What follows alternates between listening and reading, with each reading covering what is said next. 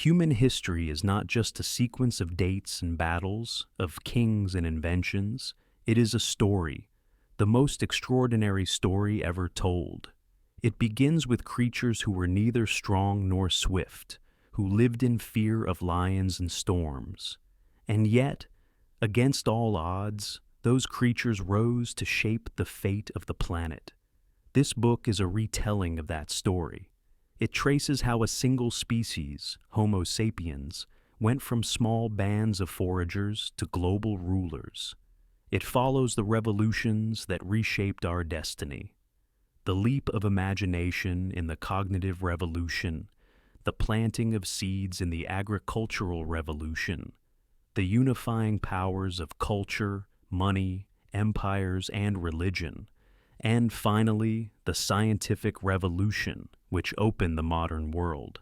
Each chapter explores not just what happened, but how and why it mattered. How myths became nations, how trade became trust, how conquest became connection, how the willingness to question, to doubt, and to dream transformed ignorance into power. This is not a tale of heroes and villains, but of humanity itself, creative, destructive, fragile, and resilient. It is a story filled with paradoxes. Farming fed more mouths but chained people to fields. Empires oppressed millions but knitted the world together. Religions divided believers yet gave strangers common purpose. Science unleashed cures and wonders, but also weapons of terrifying power. To understand who we are today, in an age of satellites, algorithms, and genetic engineering, we must understand where we came from. The path from campfires to cities, from myths to microscopes, is not straight, but it is ours. This book invites you to walk that path anew, to see not just the history of humanity, but the story of us. Chapter 1. The Cognitive Revolution. 70,000 years ago, humans were far from rulers of the earth. They were scattered across Africa and Eurasia, living modest lives as foragers, hunters, and scavengers.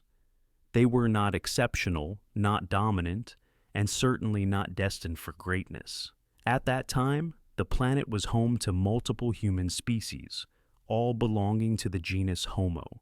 Today, only one remains, Homo sapiens. And not only do we remain, we dominate. We have reshaped landscapes, built cities, developed religions and sciences, and even begun experimenting with redesigning our own DNA. The story of how this transformation occurred does not begin with farming, industry, or technology, but with something more elusive, a revolution in thought. About 2 million years ago, the first humans appeared in Africa. Over time, they spread across Eurasia, adapting to deserts, forests, and frozen plains. By 100,000 years ago, the Earth was home to several human species. Neanderthals thrived in Europe and Western Asia, stocky, powerful, and resilient in Ice Age climates. In Asia, Denisovans left genetic traces still found today. On Indonesian islands, the diminutive Homo floresiensis survived in isolation. And in Africa, early Homo sapiens were only one branch of a wider family. For hundreds of thousands of years, humans held modest ecological roles. They gathered fruits and roots, scavenged carcasses, and hunted small animals. Lions, wolves, and hyenas were deadlier rivals. Humans were often prey as much as predator. What set humans apart were their unusually large brains. Compared with other apes, the genus Homo evolved much larger brains, costly organs that demanded extraordinary amounts of energy. Even today, the human brain consumes about a quarter of the body's energy at rest, compared with 8% in apes. To support such brains, humans sacrificed muscle and developed smaller digestive systems, relying on richer diets. Still, big brains alone did not make them dominant. For millions of years, humans lived like other animals, crafting simple stone tools, forming small bands, and surviving day by day. Something else had to change. One breakthrough was fire. Controlled fire gave warmth, protection, and a tool to reshape landscapes. But its greatest gift was cooking. Cooking unlocked hidden calories, softened roots, neutralized toxins, and made meat easier to chew. With cooked food, humans could sustain their brains and bodies more efficiently. Fire reshaped not only their diets but their very biology. Even with fire, humans remained middling creatures. They were not yet apex predators.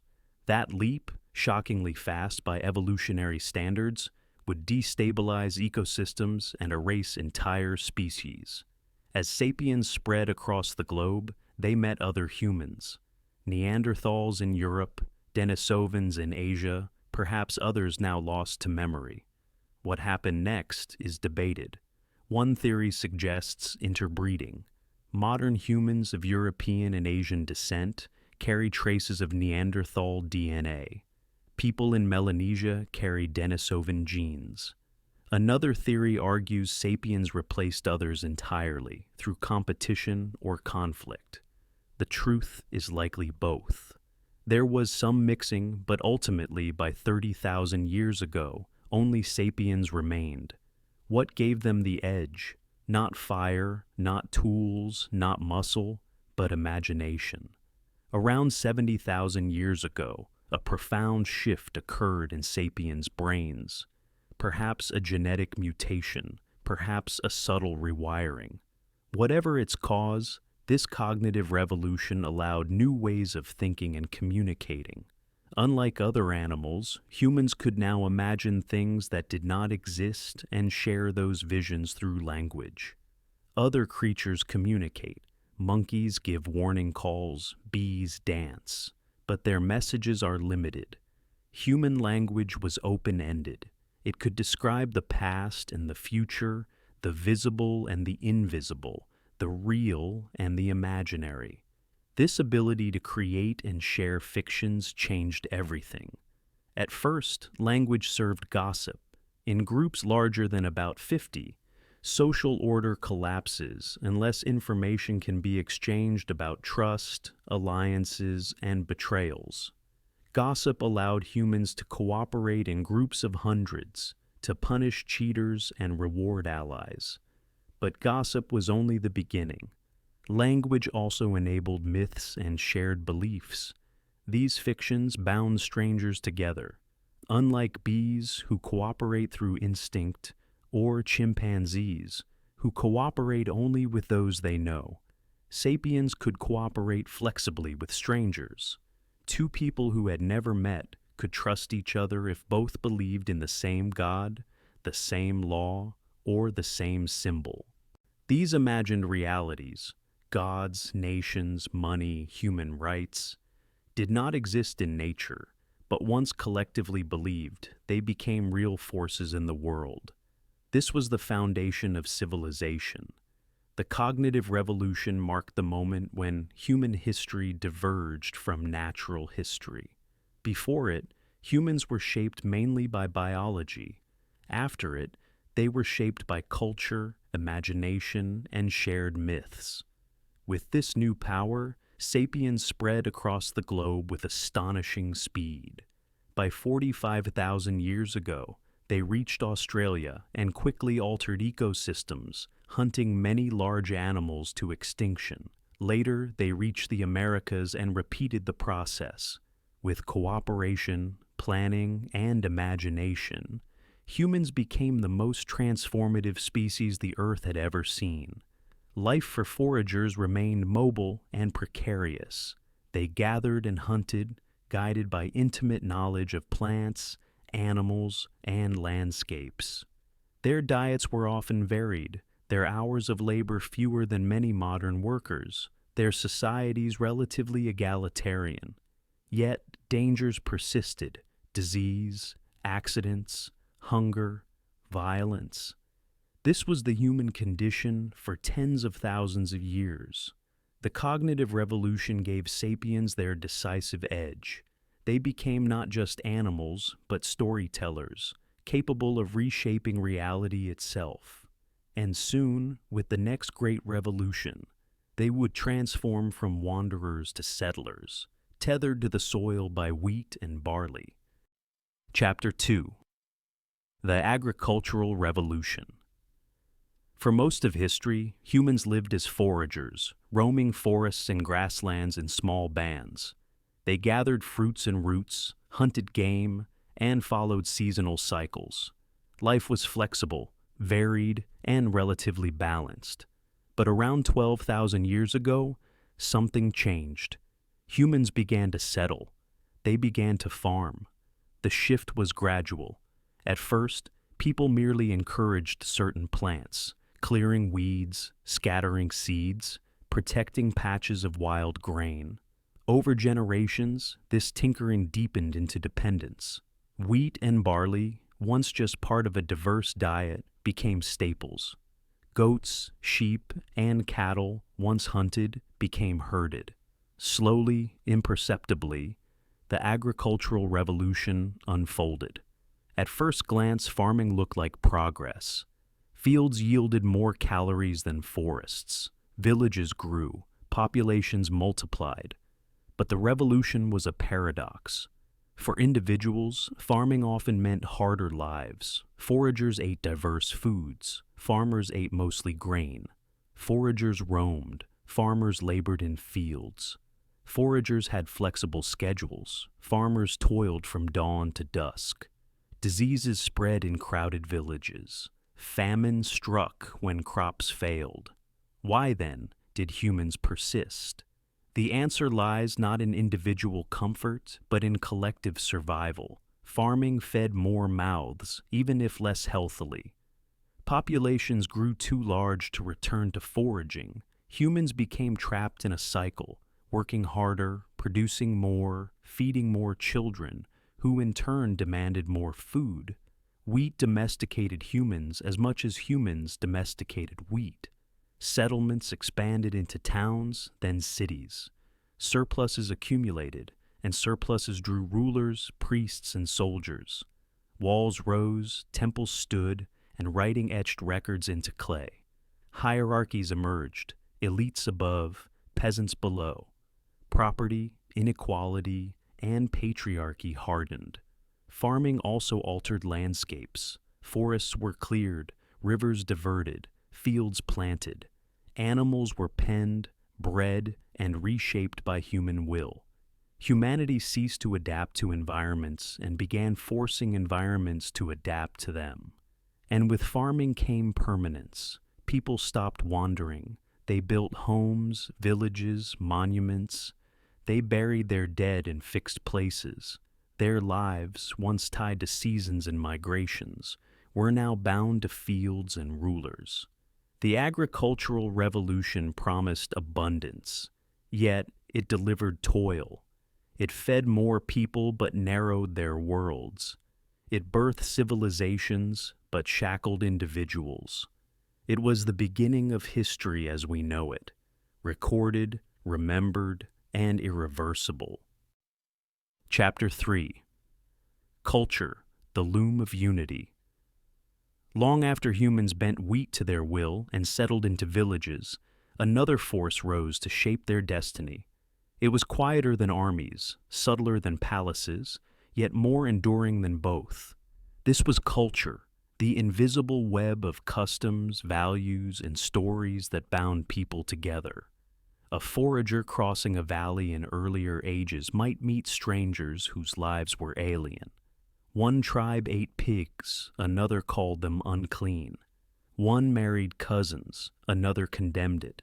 One revered ancestors, another worshipped the moon. Each believed their rules eternal, decreed by gods or woven into nature itself. Yet all were human inventions, fragile as breath. Here lay the paradox. Culture was both rigid and fluid. Its rules were sacred for one generation, yet negotiable for the next. Slavery could be holy in one era and abhorrent in another. Gods who once demanded sacrifice could fade into quaint tales. Words carved in stone could be reinterpreted again and again. Culture spread, not because it was true, but because it was useful. A taboo whispered around a fire became law in 100 villages. A ritual performed in one valley could migrate across a continent. Even contradictory customs prepared humankind for the habit of belief itself, the skill of playing by rules that existed only in imagination. Picture caravans traveling along the Silk Road thousands of years later. A Persian merchant and a Chinese farmer meet with nothing in common, not their gods, not their languages, not their foods. Yet through mimicry, compromise, and bargaining, they find a way to exchange silk for silver. Each trusts the other, not because of kinship, but because both have been trained by culture to live within shared illusions. This capacity to cooperate with strangers was revolutionary. Bees cooperate, but only by instinct. Wolves cooperate, but only with their pack. Humans could cooperate flexibly in massive numbers, because they could all believe in the same story. A nation, a temple, a law, a flag. None had physical reality, yet all commanded loyalty. Culture became the loom on which humanity wove its destiny. Every thread was a custom or a tale, dyed with the hues of myth and memory. Some threads clashed, some tangled, some were torn away. But the fabric grew wider, covering more and more of the globe. The contradictions did not matter. What mattered was the shared capacity to believe. Through culture, scattered tribes in forests and deserts began to stitch themselves into something larger. Not yet a single people, but a people capable of unity. Not yet a civilization, but the seed of civilizations to come. For the first time in history, humankind had the tools to create imagined orders, systems of meaning that existed nowhere except in minds, yet were strong enough to organize millions. The stories told around fires grew into laws, kingdoms, and empires, and once imagined, they could not easily be forgotten. Culture was humanity's most powerful invention. It gave us gods and nations, justice and money, art and hierarchy. It tethered strangers into alliances, inspired crusades and revolutions, built pyramids and cathedrals. It was fragile, contradictory, and endlessly changing. And yet, without it, humans would still be scattered bands of foragers, hunting antelopes and fearing lions. Culture made us human. It made us more than biology, more than instinct. It turned imagination into reality, and reality into history. Chapter 4. Money. The universal language. If culture was the loom that wove humans together, then money was the dye that seeped into every thread, coloring them with the same hue no matter the tribe, tongue, or creed. In the beginning, trade was barter. A herder might trade goats for jars of honey. A hunter might exchange obsidian blades for sacks of grain. But barter was clumsy. What if the shoemaker wanted grain, but the farmer needed neither shoes nor goats? Deals collapsed in the deadlock of mismatched desires. The solution was not sharper knives or stronger muscles, but trust. And out of that trust came money. At first, money was anything people agreed to value. Cowrie shells gathered from distant shores, beads polished smooth, sacks of barley measured carefully. Later, lumps of precious metals, gold and silver, became common currency. Kings stamped them with marks to guarantee weight and purity. But the magic of money was never in the material. Its true power lay in the shared belief that it could be exchanged for almost anything. Money was the greatest alchemy ever discovered. It could transform wheat into soldiers, soldiers into land, land into temples, temples into power.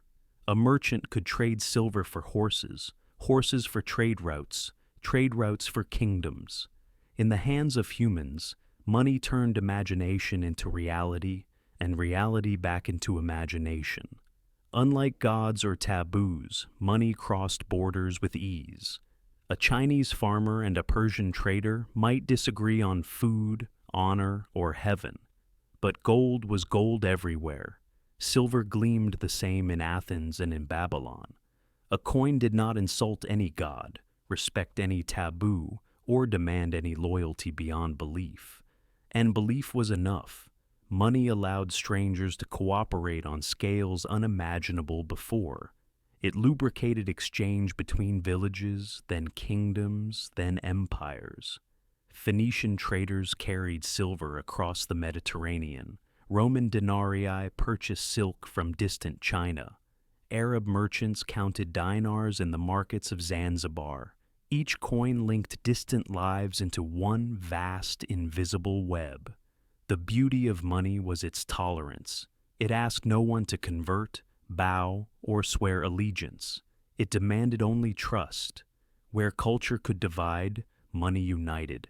It was the universal language of ambition, desire, and fear. But money also reshaped values. Things once sacred became commodities. Labor could be hired, land sold, loyalty purchased. Bonds of kinship weakened as coins jingled between fingers. A person could leave their village, cross mountains, and still find food and shelter so long as they carried currency. In this way, money expanded freedom, but also deepened dependence. It gave humans the ability to choose, but bound them ever tighter to the web of trade.